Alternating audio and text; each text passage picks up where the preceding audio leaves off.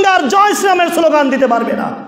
আল্লাহর জমিনে একমাত্র নারায়ে তাকবীর, আল্লাহু আকবার স্লোগান উঠবে। আমরা স্পষ্ট ঘোষণা করতে চাই, অনতি বিলম্বে আমাদের প্রিয় ভাই আলিফ ভাইয়ের বিচার যদি না হয়, যে চিহ্নিত ইসকনের সন্ত্রাসীরা তাকে হত্যা করেছে, প্রত্যেককে গ্রেফতার করে দৃষ্টান্তমূলক শাস্তি জনসম্মুখে প্রকাশ্যে ফাঁসি দিতে হবে।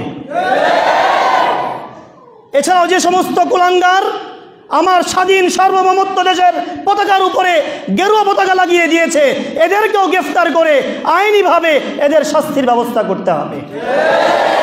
আর যে সমস্ত কুলাঙ্গার আমার এই 90% মুসলমানের দেশে আল্লাহর জমিনে জয় শ্রীরামের স্লোগান দিবে, তার জিহ্বা টেনে ছিঁড়ে ফেলা হবে। আল্লাহর জমিনে কোন কুলাঙ্গার জয় শ্রীরামের স্লোগান দিতে পারবে না। আল্লাহর জমিনে একমাত্র নারায়ে তাকবীর, আল্লাহু আকবার স্লোগান উঠবে।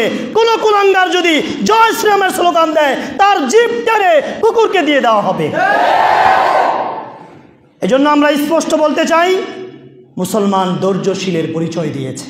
পরে একের পর এক যত ধরনের সমস্যা, এই ভারত সমস্যা ক্ষেত্রে নাক গলায় যত সমস্যা তৈরি হয়, সব ক্ষেত্রে এরা সবসময় আগে থাকে।